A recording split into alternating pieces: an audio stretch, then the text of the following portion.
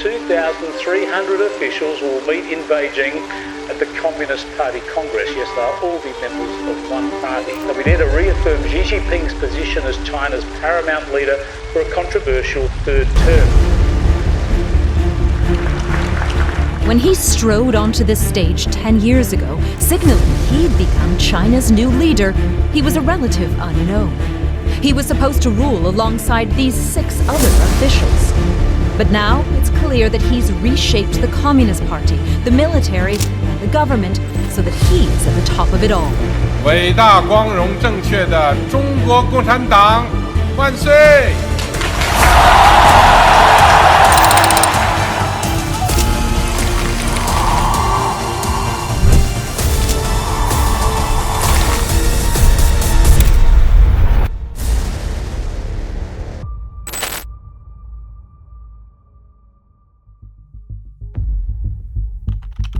！बाईस अक्टूबर 2022 बीजिंग के great hall पर कम्युनिस्ट पार्टी ऑफ चाइना की 20th नेशनल कांग्रेस की क्लोजिंग सेरेमनी चल रही थी। उस दिन दुनिया के कैमरास के सामने एक ऐसी चीज हुई जिसने सबको हैरान कर दिया। एक बुजुर्ग आदमी जो चाइना के फॉर्मर प्रेसिडेंट थे, उन्हें जबरदस्ती सबके सामने घसीटकर बाहर निकाला गया और उनके बगल में जो आदमी बैठा था उसने उसे मुड़कर भी नहीं देखा। ये आदमी था Xi Jinping. Some 2,300 officials will meet in Beijing at the Communist Party Congress. Yes, they'll all be members of one party. They'll be there to reaffirm Xi Jinping's position as China's paramount leader for a controversial third term.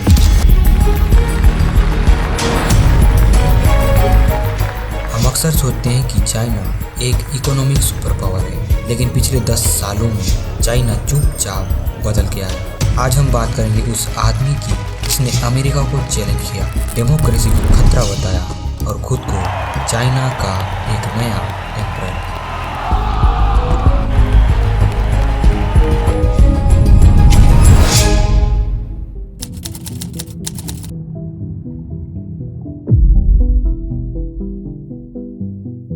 Xi Jinping की कहानी किसी movie के script से कम नहीं है। वो कोई आम आदमी नहीं थे, वो एक प्रिंसलिंग थे, मतलब कम्युनिस्ट रॉयल्टी के बेटे। चाइना में प्रिंसली उन बच्चों को कहा जाता है जिनके माता पिता ने कम्युनिस्ट रेवोल्यूशन में खून बहाया और चाइना को बनाया। ये लोग खुद को चाइना का नेचुरल ओनर मानते थे और शी जिनपिंग भी उन्हीं गिने चुने बच्चों में से थे जो बीजिंग की दीवारों के अंदर रहते थे, जहाँ आम आदमी का जाना मना था और उनका लाइफस्टाइल उस वक्त एवरेज चाइनीज सिटीजन से बहुत ज्यादा अच्छा था। उनके पिता शी जोंग सुन कोई आम आदमी नहीं थे, वो चाइना के फाउंडिंग फादर्स में से एक थे। उन्होंने माओ जेडुंग के साथ कंधा से कंधा मिलाकर लड़ाई लड़ी थी और वो उस वक्त वाइस प्रीमियर के पद पर थे, यानी कि देश के टॉप 3-4 लोगों में से एक। उस वक्त शी जिनपिंग अगस्त 1 नाम के एक स्कूल में पढ़ते थे। ये कोई आम स्कूल नहीं था, ये स्पेशली उन्हीं प्रिंसलिंग्स के लिए बनाया गया था और वहाँ पढ़ने वाले सभी बच्चे यही मानते थे कि बड़े होकर चाइना उन्हीं को चलाना है। सोचिए, जिस माओ जेडुंग को पूरा चाइना भगवान मानता था, शी जिनपिंग के लिए वो एक अंकल फिगर जैसे थे जो उनके पिता के दोस्त थे और इस वजह से ही शी जिनपिंग ने पावर को बहुत करीब से देखा।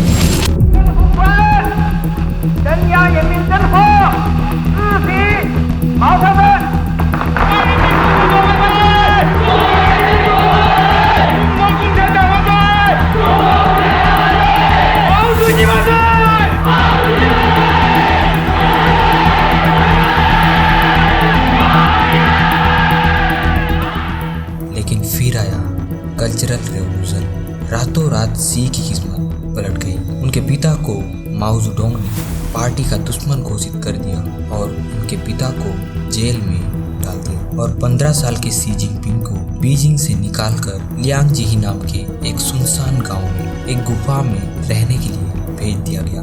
15 साल के शी जिनपिंग जो कल तक एक लग्जरी लाइफस्टाइल जी रहे थे, आज उन्हें खेत में काम करना पड़ रहा था और गुफा में सोना पड़ रहा था।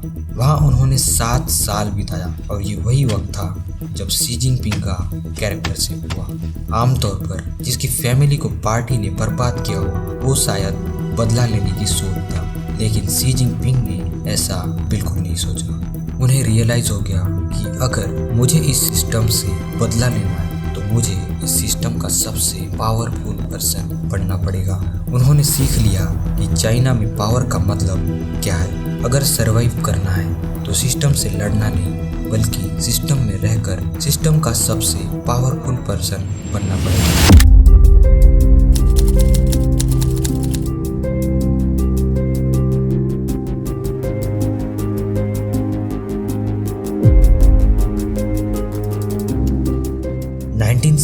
में शी जिनपिंग 7 साल बाद जब उस केव और गुफा से वापस आए तो उन्होंने सबसे पहले सिंघुआ यूनिवर्सिटी से केमिकल इंजीनियरिंग की पढ़ाई की। इस दौरान वो worker peasant soldier student scheme के तहत पढ़ रहे थे, लेकिन पढ़ाई से ज़्यादा उनका फोकस पॉलिटिकल कनेक्शन बनाने में था।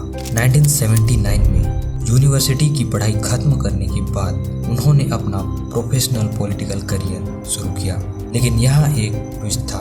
वो अग्रेसिव नहीं थे, वो चुपचाप रहते थे, क्योंकि शी जिनपिंग ने बचपन में ही सीख लिया था कि अगर आप ज़्यादा स्मार्ट बनेंगे या खुद को एम्बिशियस दिखाएंगे तो आपको सबसे पहले टारगेट किया जाएगा।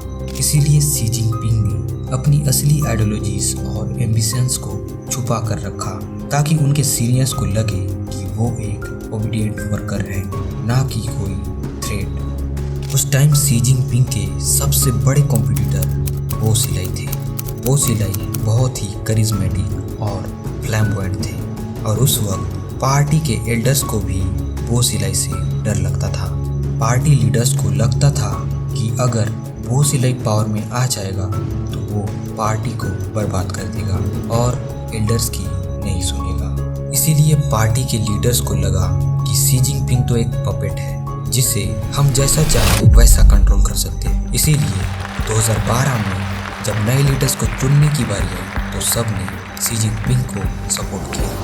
文明、和谐、美丽的社会主义现代化强国努力奋斗宣誓人习近平。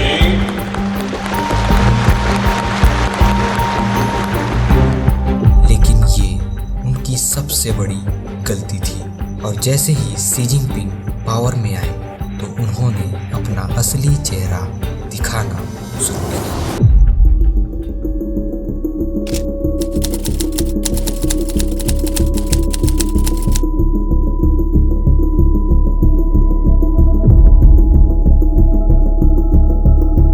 पावर में आते ही शी जिनपिंग ने लॉन्च किया एंटी करप्शन कैंपेन। सुनने में अच्छा लगता है, देश की सफाई हो रही है, करप्ट लोगों को सजा मिल रही है, लेकिन असलियत कुछ और ही थी। शी जिनपिंग ने कहा हम बड़े लीडर्स और छोटे ऑफिसर्स दोनों को मारेंगे, लेकिन हकीकत में उन्होंने करप्शन के नाम पर अपने ही सारे पॉलिटिकल दुश्मन को जेल में डाल दिया। पहले गिरा बो सिलाई, वो अकेला शख्स जो शी जिनपिंग की आंखों में आंखें डाल सकता था, उसे ही शी जिनपिंग ने रास्ते से हटा दिया।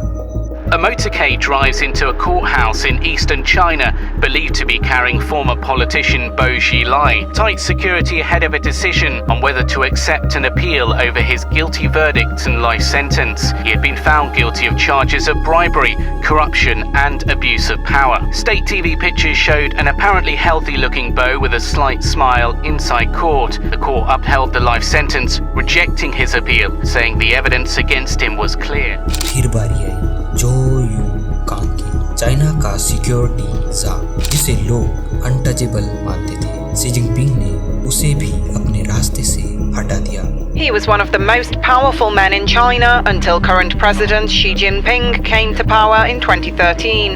But the tables have turned for former Domestic Security Chief Zhou Yongkang. A closed-door court in Beijing has sentenced him to life in prison after he was found guilty of bribery, leaking state secrets and abuse of power. Zhou is the highest-ranking of several Chinese officials to be embroiled in scandals since the president came to power on a pledge to crack down on corruption. The accused was an ally of Bo Xilai, the former secretary of the Communist Party's Chongqing branch. Their fates have followed similar paths. In 2012, Bo was also handed a life term for corruption. Zhou accumulated great power. At the peak of his career, he managed to up the security budget to such an extent it exceeded that of the army. यहाँ तक कि आने वाले कल को भी Xi Jinping ने मिटा दिया। सन ज़ेंकाई जो शायद अगले लीडर बन सकते थे, शी जिनपिंग ने उसे भी अपने रास्ते से हटा दिया। State media says Sun Zengkai, a regional party chief, admitted to taking nearly $30 million in bribes. He's the latest official to be identified in President Xi Jinping's anti-corruption campaign. Sun has said he will not appeal his sentence. धीरे धीरे party के अंदर ऐसा कोई नहीं बचा जो she के खिलाफ बोल सके। और फिर आया वो दिन। तारीख थी 11 मार्च 2018। बीजिंग के great hall of the people में करीब 3000 डेलीगेट्स इकट्ठे हुए। दुनिया की नजरें उस इलेक्ट्रिक स्क्रीन पर थी जहां चाइना की किस्मत का फैसला होने वाला था। इशू था कॉन्स्टिट्यूशन से उस एक लाइन को मिटाना जो किसी भी प्रेसिडेंट को 10 साल से ज्यादा पावर में रहने से रोकती थी। पुराने रूल्स यानी 2018 से पहले चाइना के कॉन्स्टिट्यूशन के हिसाब से एक आदमी सिर्फ 2 बार ही प्रेसिडेंट बन सकता था, यानी कि 10 साल होते ही लीडर को रिटायर होना पड़ता था और किसी नए आदमी को पावर देनी पड़ती थी। इसीलिए यहाँ पे शी जिनपिंग ने ये 10 साल वाले रूल्स को ही चाइना के कॉन्स्टिट्यूशन से हटा दिया। इसका मतलब अब वो जिंदगी भर पावर में रह सकता है, अफेक्टिवली डिक्टेटर फॉर लाइफ।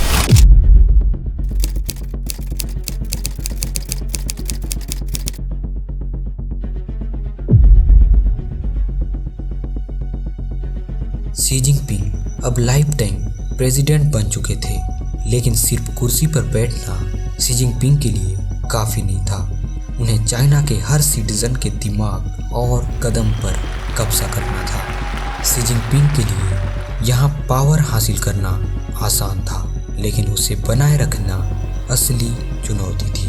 2018 के बाद चाइना बदलने लगा। शी जिनपिंग ने समझ लिया था कि लोगों को कंट्रोल करने के लिए सिर्फ पुरानी बंदूकें काफ़ी नहीं है। इसके लिए शी जिनपिंग को नए हथियार की ज़रूरत थी, और वो हथियार था technology. They're constantly monitored by facial recognition cameras and are able to instantly put a face to a name. Now the Chinese are also ranked, given a mark out of a possible 950 points. The score in the 700s is considered good, around the 500 mark is not. For now, the number is a sort of bank credit rating, keeping track of everyone's spending habits. Good score brings benefits, but people with low scores lose rights. The cinema names and shames people considered untrustworthy, plastering their details, even their addresses across big screen. देश के हर कोने में sky net बिछा दिया गया, दुनिया का सबसे बड़ा सर्विलेंस सिस्टम। आप कहाँ जा रहे हैं, किससे मिल रहे हैं, यहाँ तक कि आप अपने फ़ोन पर क्या टाइप कर रहे हैं, शी जिनपिंग की थर्ड आई ये सब देख रही थी। प्राइवेसी अब लोगों के लिए एक गुजरे ज़माने की बात थी, लेकिन शी जिनपिंग सिर्फ लोगों पर कब्जा नहीं करना चाहते थे, वो लोगों के दिमाग को भी कब्जा करना चाहते थे। स्कूल की किताबों से लेकर मोबाइल ऐप्स तक हर जगह सिर्फ एक ही चेहरा और एक ही सोच, शी जिनपिंग और माओ ज़ेडोंग के बाद पहली बार किसी ने खुद को भगवान का दर्जा दे दिया था। शी जिनपिंग ने देश के अंदर सबको कंट्रोल कर लिया था, और अब बारी थी चाइना को दुनिया का सबसे पावरफुल देश बनाना। घर के अंदर खामोशी छा गई थी, लेकिन बॉर्डर पर शोर बढ़ने लगा था। This morning on what China does not want you to see, the United States says the superpower is reclaiming land in the South China Sea. Artificial islands under construction could become military bases. सी में नकली island बनाए गए ताकि दूसरे देशों के पानी पर कब्जा किया जा सके। ताइवान के आसपास फाइटर जेट्स को बढ़ाया गया। शी जिनपिंग दुनिया को बताना चाहते थे कि अमेरिका का सूरज ढल रहा है और चाइना का रेड सन उग रहा है, लेकिन आप सबको तो पता है कि जब एक ही इंसान सारे फैसले लेता है तो उसका एक गलत फैसला पूरे देश को डुबा सकता है। शी जिनपिंग का सबसे बड़ा टेस्ट तब आया जब उनका सामना किसी पॉलिटिकल राइवल से नहीं बल्कि एक वायरस से हुआ। Inside the hospitals of Beijing, there is a crisis unfolding. This is the scene in the Eastern Chaoyang Hospital. The COVID-positive, largely elderly laid out. The lucky have a bed. Many do not. This is clearly a place where the virus is surging and the system is straining. जब दुनिया Covid के साथ जीना सीख रही थी, Xi Jinping ने अपनी जिद पकड़ी, zero Covid policy. Anger at China's strict zero COVID policies is now pouring into the streets. A population past its breaking point after nearly 3 years of restrictions, even repression with no end in sight. पूरे के पूरे शहर को बंद कर दिया गया। Millions of people अपने ही घर में बंदी बना दिए गए। A scream for help as fire tears through an apartment, sending a wave of horror across China that has become a wave of protest. Residents say some doorways, even fire exits, were sealed off. COVID lockdown measures they blame for slowing the emergency response, even trapping some residents inside. 10 were killed. पहली बार Xi Jinping की तीसरी आंख लोगों के दिलों में पल रहे गुस्से को देखने पाई और डर की दीवार में अब दरारें आने लगी थी।